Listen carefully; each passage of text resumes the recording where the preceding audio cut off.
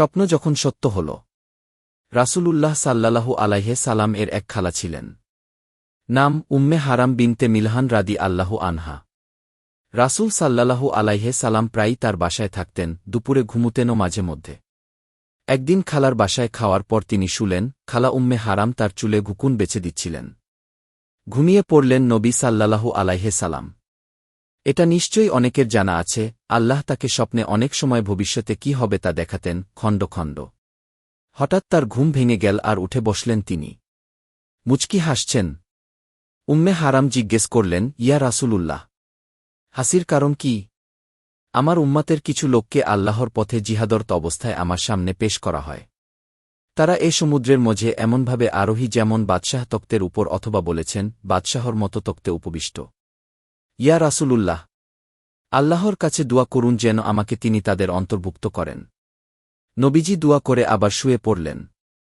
কিছুক্ষণ পর আবার ঘুম ভেঙে হাসিমুখে রইলেন। এবারও খালা জিজ্ঞেস করলেন, ইয়া রাসূলুল্লাহ, আপনার হাসার কারণ কি? আমি দেখলাম তারা যুদ্ধ করছে আল্লাহর রাস্তায়। ইয়া রাসূলুল্লাহ, আপনি আল্লাহর কাছে দোয়া করুন যেন আমাকে তিনি তাদের অন্তর্ভুক্ত করেন। রাসূল বললেন, তুমি তো প্রথম দলের মধ্যেই আছ। বহুকাল পরে, রাসূলের মৃত্যুর পর, ইসলামী রাজ্য যখন সিরিয়া ছুঁই ছুঁই করছে, তখন মুয়াবিয়া রাদি আল্লাহু আনহু গিয়ে উমার রাদি আল্লাহু আনহুকে বুঝানোর চেষ্টা করলেন সামুদ্রিক যুদ্ধে সাইপ্রাসকে পরাজিত করতে হবে, কারণ বাইজান্টিন সাম্রাজ্য বারবার সাইপ্রাসকে ব্যবহার করে ইসলামী রাজ্যকে আক্রমণ করছে। কিন্তু উমার রাজি হলেন না, কারণ নৌসমরে এ কোনই অভিজ্ঞতা নাই মুসলিমদের। উমার মারা যাবার পর যখন উসমান রাদি আল্লাহু আনহু খলিফা হলেন, তখন মুয়াবিয়া তাকে রাজি করিয়ে ফেললেন।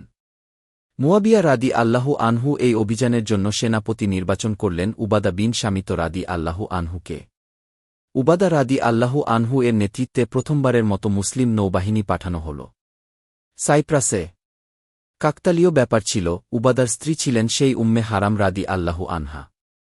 তিনি স্বেচ্ছায় স্বামীকে সঙ্গ দেবার জন্য তার সাথে রওনা হলেন, ঠিক যেমনটা রাসূল সাল্লাল্লাহু আলাইহি সাল্লাম স্বপ্নে দেখেছিলেন। যেদিন জাহাজগুলো তীর ছেড়ে চলে যাচ্ছিল আর সবাই তাদের বিদায় দিতে এসেছিল, সেই দৃশ্যের দিকে তাকিয়ে জাহাজের কিনারে দাঁড়ানো উম্মে হারামের গাল বেয়ে অশ্রু ঝরে পড়ছিল। তিনি বিড়বিড় করছিলেন, আপনি সত্য বলেছিলেন রাসূলুল্লাহ সাল্লাল্লাহু আলাইহি সাল্লামকে। দ্বীপের কাছে পৌঁছানোর পর কোস্টগার্ডরা অ্যাটাক করে তাদের। কোস্টগার্ডদের পরাজিত করার পর তীরে নামলেন তারা। নামার পর তিনি ঘোড়ায় চড়ে এগুচ্ছিলেন। হঠাৎ ঘোড়াটা ভয় পেয়ে লাফ দেয়, আর উম্মে হারাম পড়ে যান ঘোড়া থেকে। আহত হয়ে মারা যান তিনি। ইন্নালিল্লাহি ওয়া ইন্না ইলাইহি রাজিউন। তার লাশ যখন নিতে এলেন অন্যরা, দেখলেন তিনি মুচকি হাসতে হাসতে মারা গেছেন। তিনি স্বপ্নের বাকিটাও সত্য হতে দেখে গেছেন। যেখানে তিনি মারা গিয়েছিলেন, ঠিক সে জায়গায় আজ উম্মে হারাম মসজিদ, তার স্মরণে। সূত্রক সহিহ বুখারী ৪৫২৪৭।